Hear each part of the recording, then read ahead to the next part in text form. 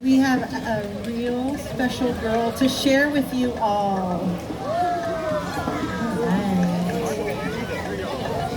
The Zola or Right. Nandi? Wow. They're excited, I'd say. All right. So does anyone have any idea what this is? What do you guys think? I hear armadillo. I hear anteater. Ah, there it is.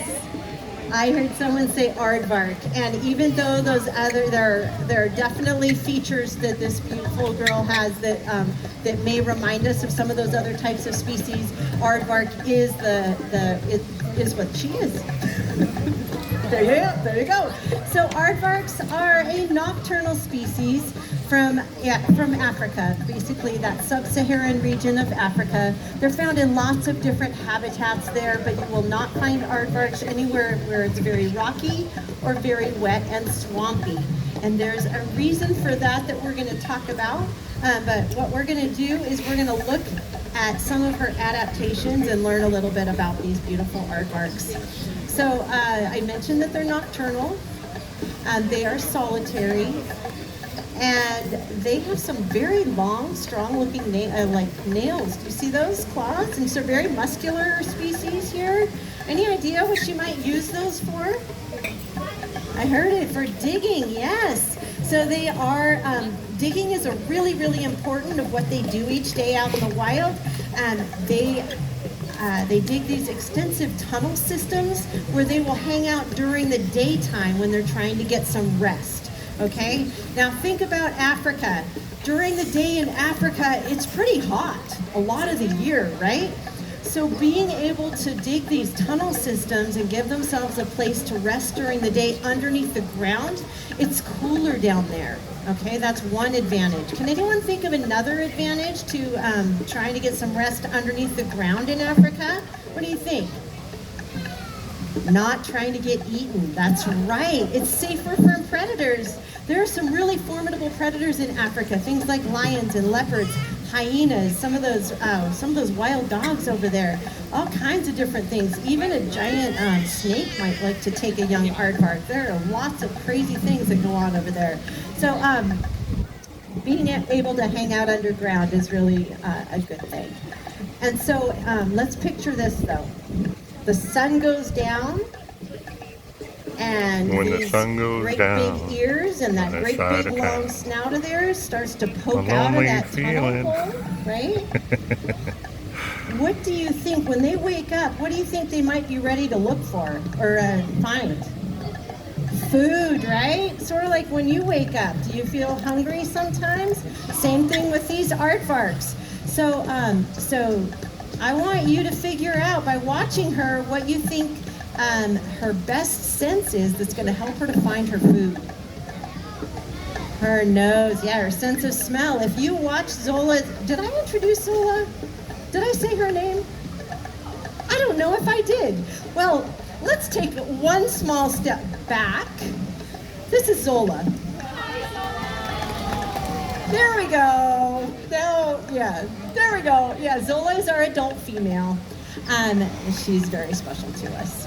So, aardvarks are using their sense of smell to find their food when they wake up at night. Where did I put those things? There we go. Now, aardvarks are insectivores. They're specialized for eating a certain type of insect in Africa. Any guesses? I hear ants. That's a possibility. Anybody else? Termites. There we go. Yeah. So we have a fake termite mound here. Miss? Ma'am?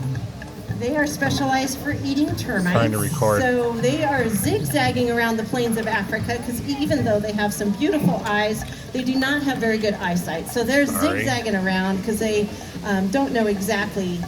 They don't seeing exactly what's happening. They're using their nose, right? So they're doing this. They're walking around.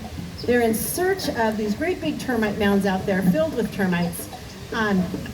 Our termite mound is pre-drilled out so that she doesn't destroy it. But in the wild, they'd be tearing into it.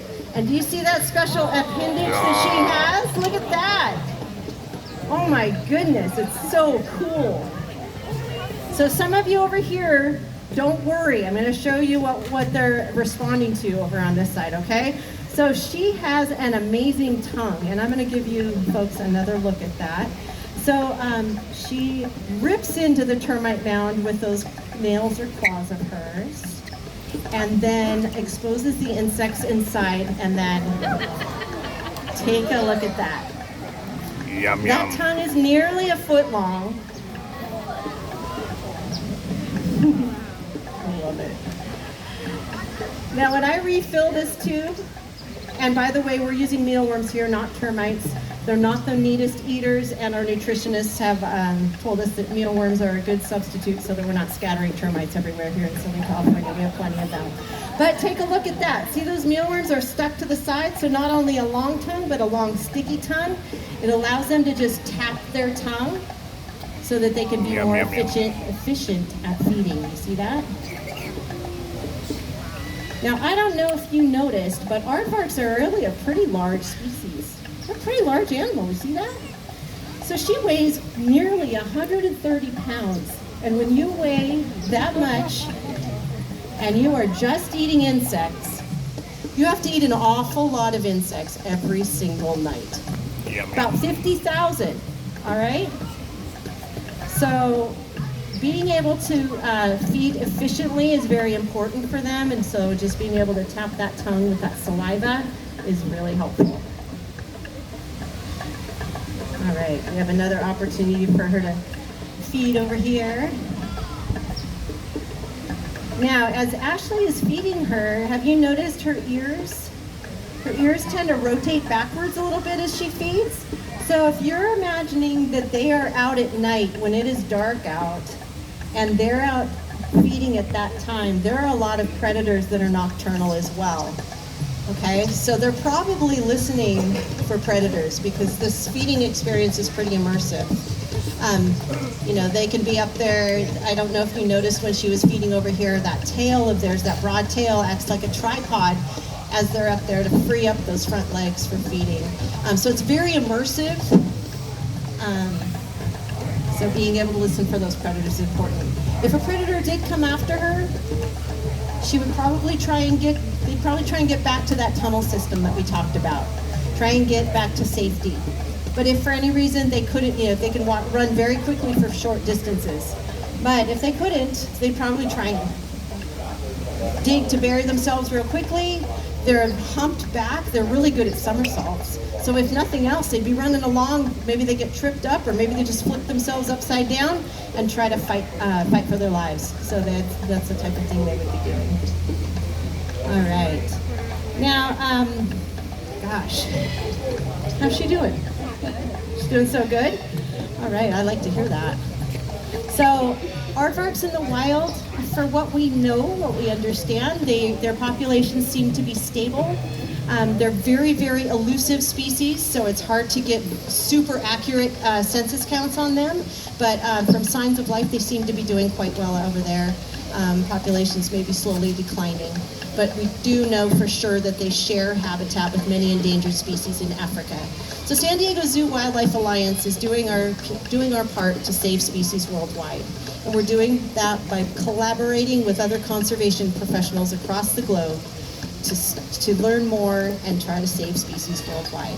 We could not do what we do without each and every one of you walking through our front gates, because you're not only helping to support all the creatures and plants and everything Thanks here on for grounds, standing. but you're helping us to fund our conservation efforts across the globe. So thank you so much for being here in Allies for Wildlife. We really appreciate you.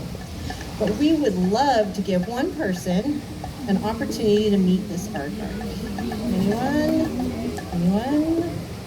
Anyone? I'm going to ask you in the green jacket right here. Would you like to meet me over to the side?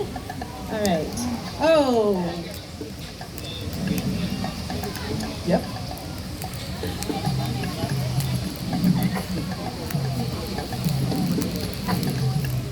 All right. The fun part.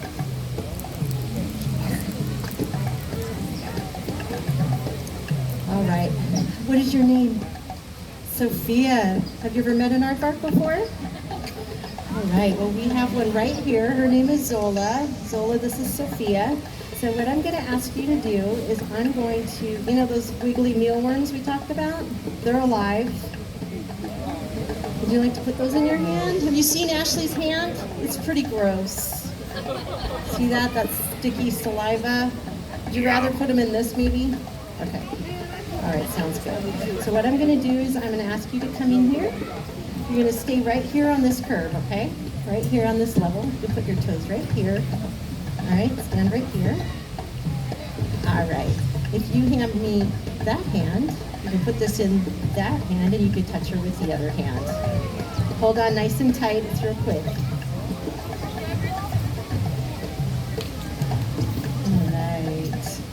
Can we take that for you? She did a joke of asking if she's going to do a bug eating contest with the Aardvark. But it's all good. Every show's different. That's Africa Rock stage at noon. What does she feel like? San Diego Zoo. Kind of scratchy, not as soft as you might think, right? Yeah, so some people might say kiwi or a coconut, the dad's whiskers, things like that. One time somebody said that she felt happy. Anyway, thank you so much for helping us out today. Let's give a big round of applause for Sophia.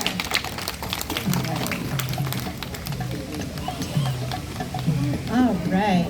So Zola's been doing a great job out here. Anytime she's ready, we're going to let her go on back to her habitat.